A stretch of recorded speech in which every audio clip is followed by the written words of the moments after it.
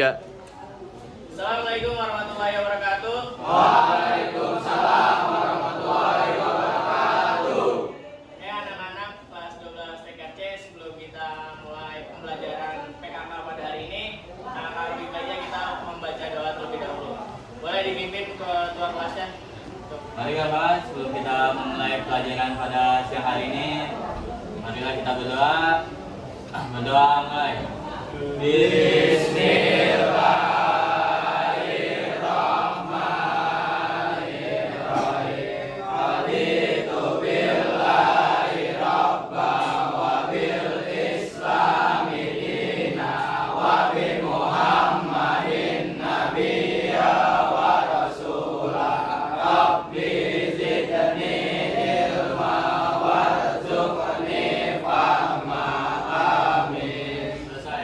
Memberi salam. Assalamualaikum warahmatullahi wabarakatuh.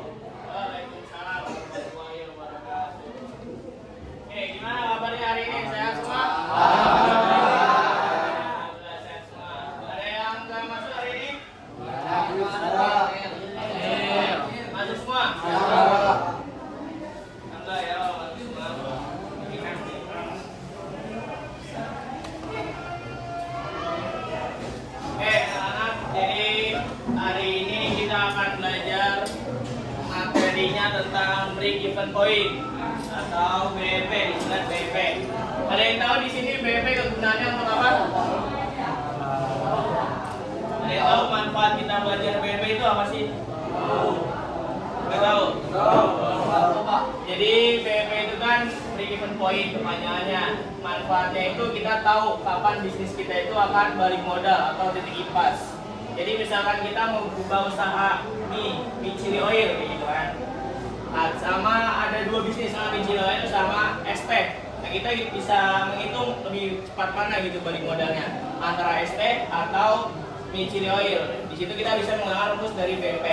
Kalau kita sudah menentukan dari BEP-nya, ketahuan nih, misalkan mie chili oil lebih untung, lebih cepat balik modal, maka kita lebih baik pilih mie chili oil daripada es teh, karena dia lebih cepat balik modalnya. Karena kan kita mau buka usaha pasti yang ditujukan keuntungannya, ya kan? Kalau kita buka usaha nggak untung, buat apa? Nggak ada gunanya gitu. Ya. Oke, jadi di sini materinya break even point itu dari mata pelajaran PKK kelas 12 fase F. Nah, pengertian break even point. Break even point disingkat BEP adalah suatu titik impas di mana keuntungan yang didapatkan sama dengan pengeluaran yang dibutuhkan. Ada spidol nggak? Spidol bisa. Ada. Ya. Jadi break even point itu pemasukan sama dengan pengeluaran. Jadi di sini titik impas, perusahaan itu belum untung, belum rugi. Kalau misalkan pemasukan lebih besar dari pengeluaran, tandanya apa? Untung, ya. Karena pemasukannya lebih besar. Kalau dibalik pengeluarannya artinya rugi. Jadi di sini perusahaan itu sama dengan dia belum untung belum rugi. Kita jadi bisa tahu kapan kita itu balik modal dengan perhitungan BEP.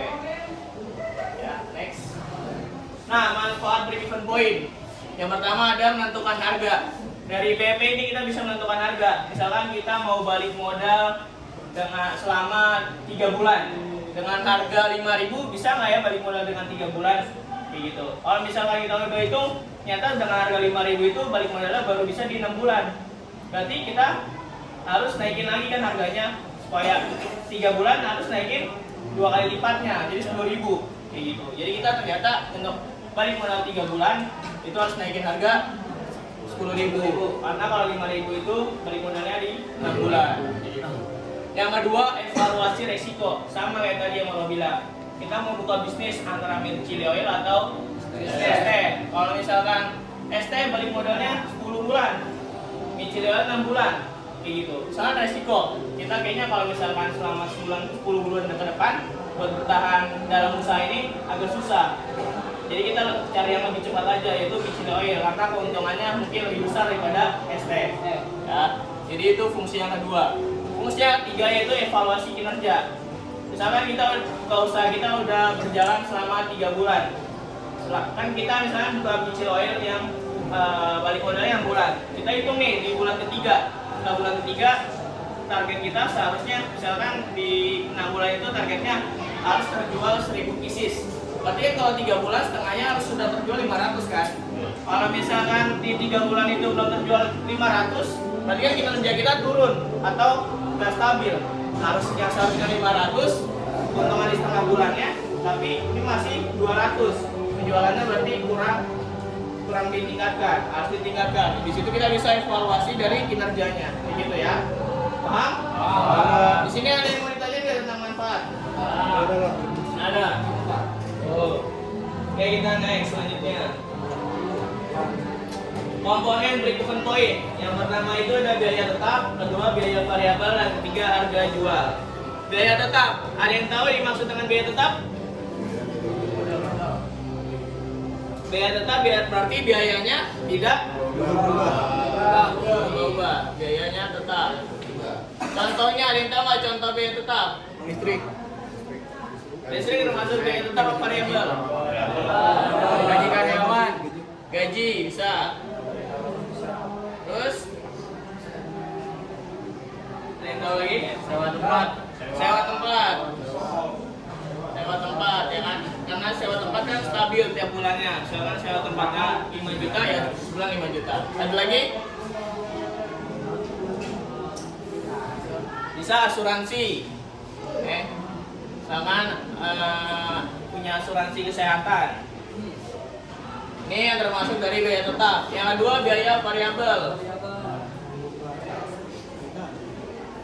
Variabel itu pengertiannya berubah-ubah. Jadi berubah-ubah nggak tetap. Contohnya apa? Listrik. Karena listrik tergantung pemakaian. Kalau bulan ini kita banyak, pemakaiannya bulan depan lebih sedikit kan berubah biayanya. Kedua air. Ada lagi? Yang listrik yang lain? Bahan bakar bisa.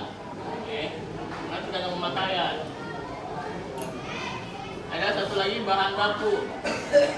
Oke.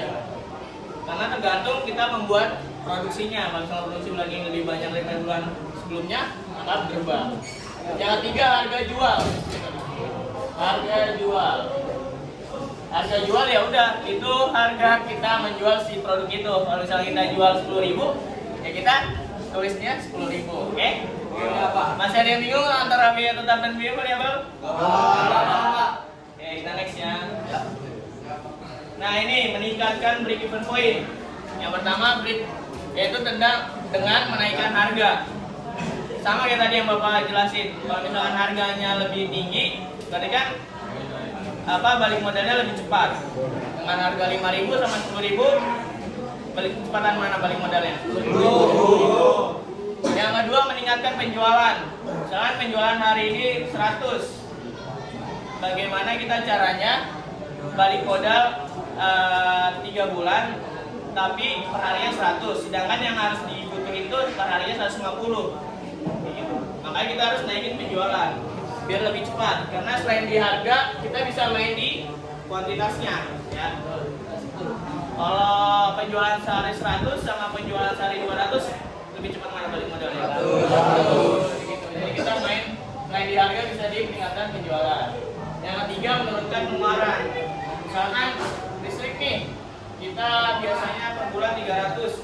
Apa sih mesin yang harusnya setelah kita pakai itu kita off-in biar listriknya menurun. Karena dengan menurun berarti kan biaya variabelnya berkurang. Dengan berkurang balik modalnya lebih cepat. Atau gaji karyawannya, misalkan kita karyawan ada 5 orang, dikira cuma butuh 3 orang, berarti 2 orang di lay off. Jadi pengeluarannya lebih kecil ya. Nah ini kita masuk ke rumus break even point. Rumus break even point ini kalau kalian buka di buku paket itu ada di bab 3 ya. Halaman ada di bab 3. Nah, ini rumusnya BP itu terbagi dua. Yang pertama BP rupiah dan BP unit.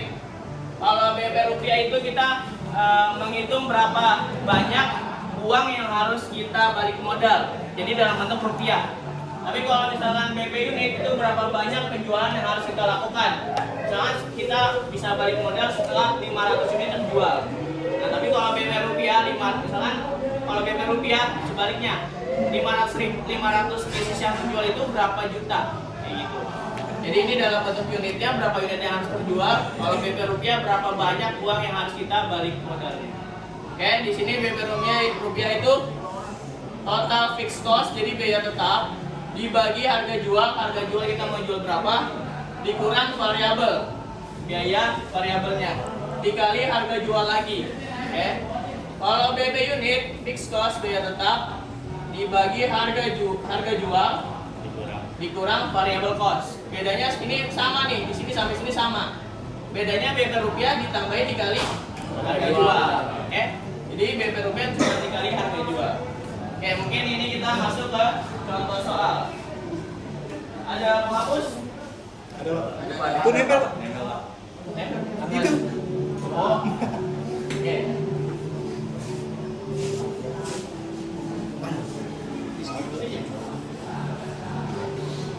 Ini kamu punya contoh soal.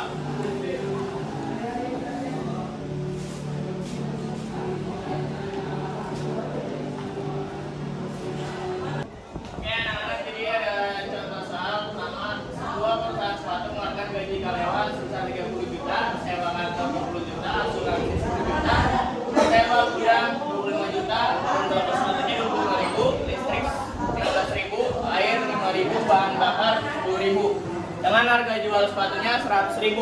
Penjualan per harinya itu 30 pieces.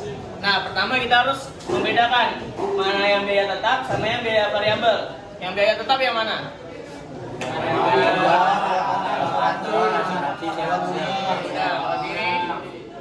Biaya tetap.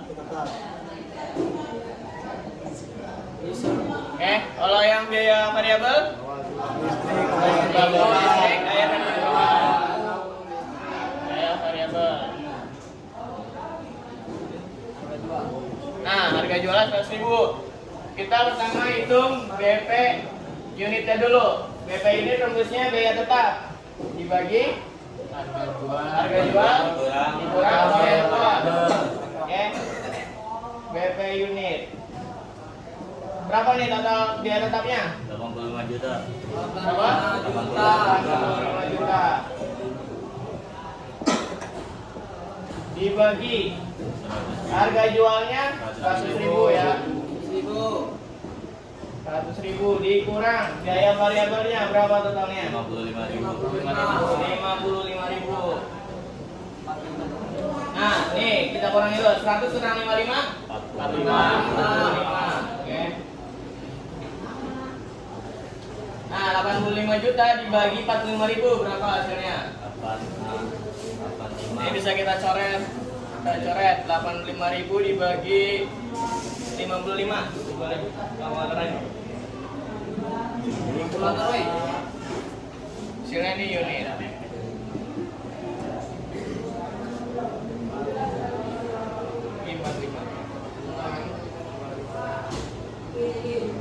Hasilnya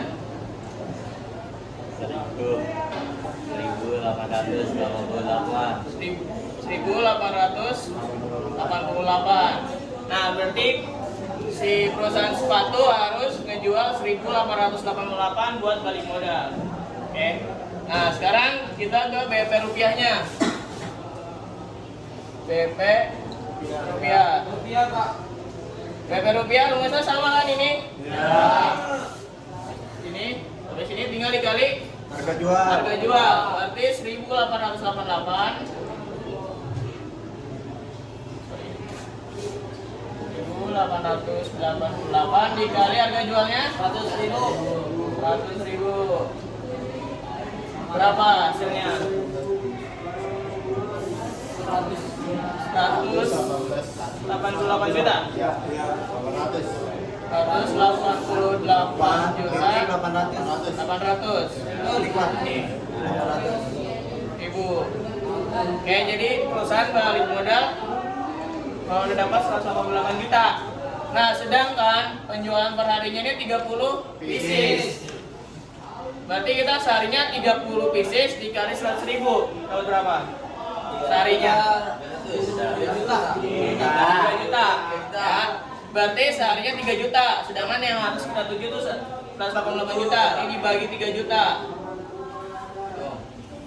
Berapa? 188 juta dibagi 3 juta.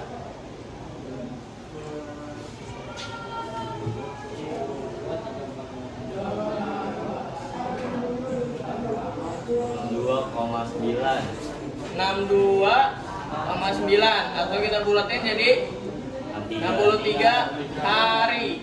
Nah, 63 hari itu berapa? 2 bulan. Kalau kita anggap 1 bulannya 30 hari, 2 bulan 3 hari. Nah, jadi perusahaan bisa balik modal dengan lama, dengan jangka waktu 2 bulan 3 hari. Dengan catatan seharinya bisa menjual 30 pieces. Cepat nggak 2 bulan?